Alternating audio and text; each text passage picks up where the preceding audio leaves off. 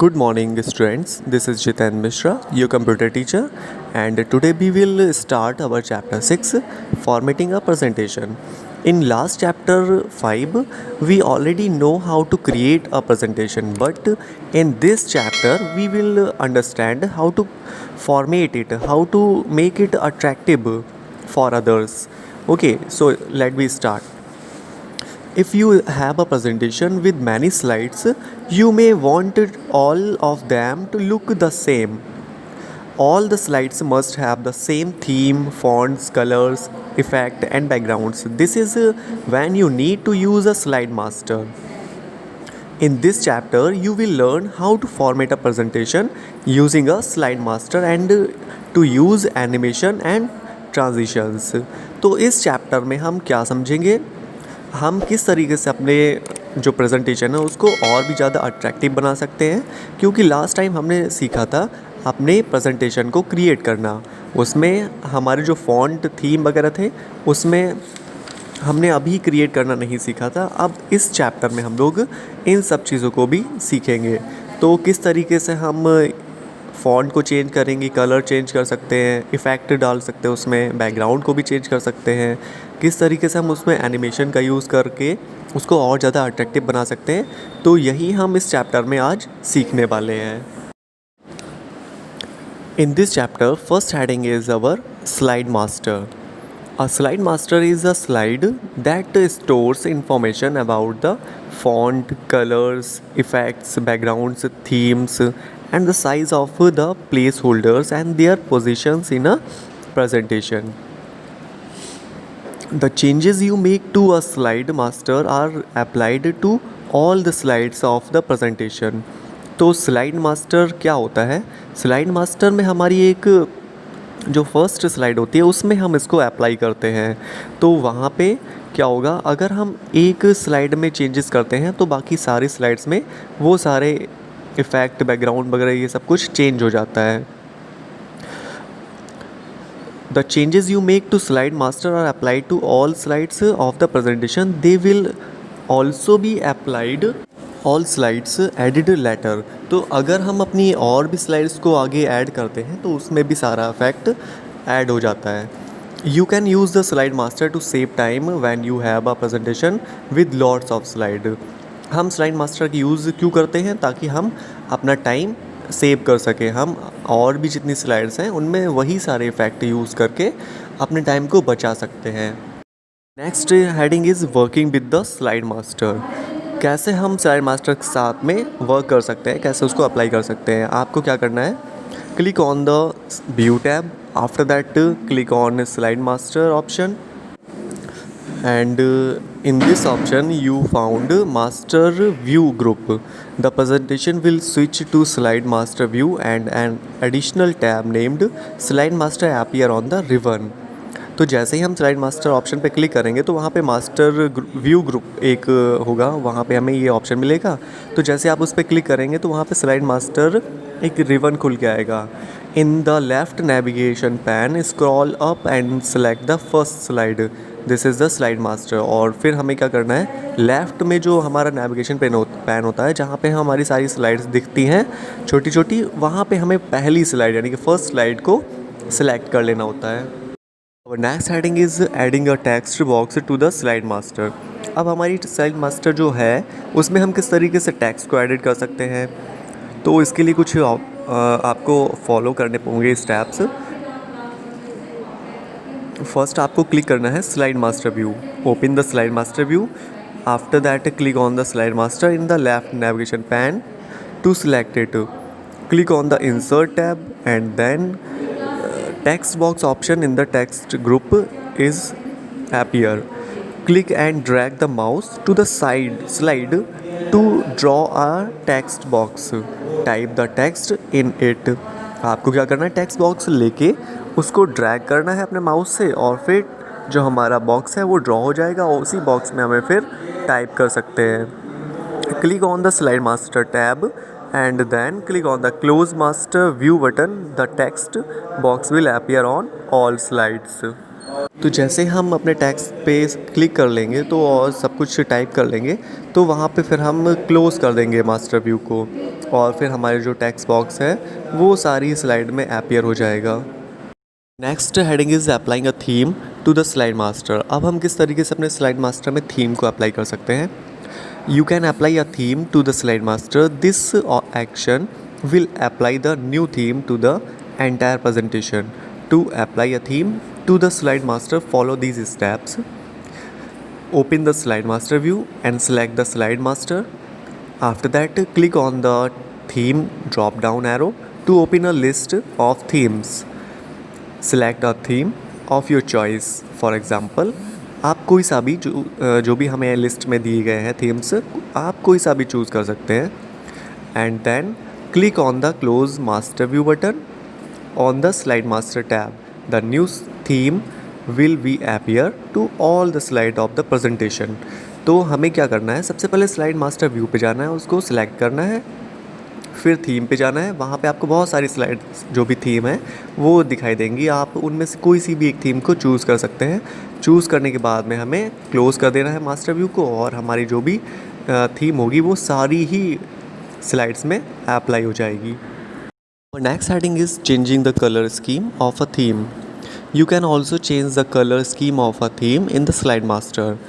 You change the colour scheme, follow these steps. Open the slide master view and select the slide master.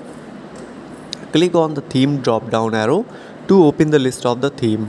Select the theme of your choice. Now click on the color drop down arrow to open a list of colors. Click and select a color scheme. The new color scheme will be appear to all the slides of the presentation. तो यहाँ पे भी हमें same वही process का use करना है। आपको स्लाइड मास्टर ओपन करना है, वहाँ पे आपको जो फर्स्ट स्लाइड है उसको सेलेक्ट करना होगा। फिर हमें क्या करना होगा, वहाँ पे जो कलर्स के थीम होते हैं उनमें से बहुत सारे कलर्स आपको दिए गए होंगे, तो उनमें से हम कोई सी भी एक कलर की लिस्ट में से चूज़ कर सकते हैं, और फिर वही हमारा पूरी स्लाइड में जितनी भी स्लाइड्स हैं आपकी, सारी ही स्लाइड्स में अपीयर हो जाएगा। अब next heading is changing the background colour. अब हम किस तरीके से अपने बैकग्राउंड कलर को चूज़ कर सकते हैं, चेंज कर सकते हैं। You can also change the background colour to each slide. To change the background color, follow some steps. Click on the drop down arrow of the background style option in the background group on the slide master tab. A list of background will appear. Click on the format background option. After that you will click format background dialog box will appear. Click on the fill option if already not selected. Select the solid fill option if already not selected. Click on the color drop down arrow to open a list of the colors. Select any color of your choice and click on apply to all. After that you will close this dialog box. तो आपको क्या करना है, बस आपको format background option पे जाना है, वहाँ आपको फिल जो ऑप्शन दिखेगा उसमें क्लिक करना है। वहाँ पे दूसरा उसी में खुल के आएगा सॉलिड फिल, तो उसमें जब आप क्लिक कर देंगे तो आपके सामने कलर्स चूज़ करने के लिए बोलेगा। वहाँ से हम कोई सा भी कलर को चूज़ कर सकते हैं और अपने स्लाइड में जो भी बैकग्राउंड है उसको लगा सकते हैं उसी कलर में, तो वो सारी ही आपके स्लाइड में अप्लाई हो जाएगा। जैसा कि आप इस पिक्चर में देख पा रहे हैं, इसमें हमें कई सारे कलर्स दे रहा है ऑप्शन फिल ऑप्शंस में, solid fill, gradient fill, picture और टेक्सचर फिल, पैटर्न फिल। तो हम इनमें से कोई सा भी एक जो भी हमारा टाइप है उसको चूज़ कर सकते हैं। सॉलिड कलर में आपका सिंगल कलर आएगा, ग्रेडियंट में आपके कई सारे कलर्स हो जाएंगे, पिक्चर या टेक्सचर में आप कोई भी पिक्चर को लगा सकते हैं अपने बैकग्राउंड में, और पैटर्न आप समझते ही हैं, पैटर्न में हम कई सारे पैटर्न को यूज़ कर सकते हैं। अब नेक्स्ट हेडिंग आती है हमारी using the gradient fill option. अब ग्रेडियंट फिल को हम कैसे करेंगे, इसमें भी आपको सेम वही प्रोसेस का यूज़ करना है, बस यहाँ पे आपको जो सॉलिड कलर था उसकी जगह पे हम ग्रेडियंट फिल का यूज़ करेंगे। तो जब आप ग्रेडियंट फिल का यूज़ करेंगे तो आपको दिख रहा है यहाँ पे कि कई सारे हमारे सामने ऑप्शंस खुल के आ रहे हैं। तो इसके लिए आपको कुछ स्टेप्स यहाँ पे फिर से फॉलो करने होंगे। Click on the preset colour drop down arrow to the select preset colour. Click on the type drop down arrow to select an option from the list. After that you will click on the direction drop down arrow to select an option and then click and drag the solid slider under the gradient stop in increase and decrease the light height of the colors। तो जैसे आप gradient है ना, तो आप इसको horizontal, vertical या centre में कलर दूसरे कलर को ला सकते हैं। तो उसकी हाइट भी आप चेंज कर सकते हैं, कितनी हाइट तक आप जो सेकंड कलर है उसको आप उसमें रखना चाहते हैं। तो ये सारी चीज़ें आप ग्रेडियंट फिल में अप्लाई कर सकते हैं। नेक्स्ट आता है यूजिंग द पिक्चर और टेक्सचर फिल ऑप्शन। तो इसमें आपको अभी मैंने बताया था, यहाँ पे आप अपनी कोई भी पिक्चर को या टेक्सचर होता है, जैसे हमारी टाइल्स होते हैं ना, टाइल्स में हमारे कई सारे अलग अलग तरीके के टेक्सचर होता है, सेम वही यहाँ पे भी हम यूज़ कर सकते हैं। तो उसके लिए आपको सेम वही फिल पे जाना है, फिल पे आपको पिक्चर और टेक्सटाइल वाला चूज़ कर लेना है। And after that next heading is using the pattern fill option.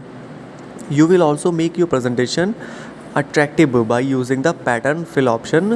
There are 48 patterns available under this option. तो यहाँ पे आपको 48 पैटर्न्स मिल जाते हैं, तो काफ़ी ज़्यादा रेंज है यहाँ पे आपके स्लाइड को और अट्रैक्टिव बनाने के लिए। Next heading is animation.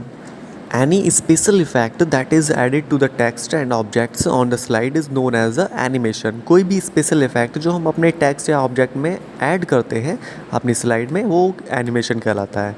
Animations help to draw the attention of the viewers toward the important point of the slide. To apply an animation effect, you will follow some steps like click on the object you wish to animate. In the case of text, select the text you wish to animate. Click on the animation tab. After that, click on any option in the animation group, for example the fade option. You will see a preview of the selected animation effect on the slide। तो हमें क्या करना होगा, जिस भी object या text को हमें एनिमेट करना है उसको सिलेक्ट करना पड़ेगा सबसे पहले। उसके बाद में हमें एनिमेशन टैब पे जाना है, वहाँ पे आपको बहुत सारे एनिमेशंस के टाइप्स मिलेंगे, वहाँ पे हम कोई सा भी एक एनिमेशन का टाइप को चूज़ कर लेंगे और फिर वो हमारे उस सिलेक्टेड टेक्स्ट या पिक्चर में अप्लाई हो जाएगा। You can select individual object and apply different animations effect to each of them। तो हम अलग अलग चीज़ों को सिलेक्ट करके, अलग अलग ऑब्जेक्ट को चूज़ करके उनमें अलग अलग एनिमेशन का यूज़ कर सकते हैं। And our last heading is transitions. Transitions are motion effect that are seen when you have move from one slide to next slide during a slideshow। You can control the speed of the transition. You can also add sound to them। Transitions make a presentation attractive and interesting। To apply a transition effect to a slide, you will follow some steps like click on the slide to which you want to apply the transition. Click on the transitions tab. Choose a transition effect in the transitions to this slide group। You will see a preview of a chosen effect on the slide। And after that, click on the drop down arrow of effect option. Select the direction that the transition should appear from and press the control key and click on the slide to which you wish to apply on the selected transition effect।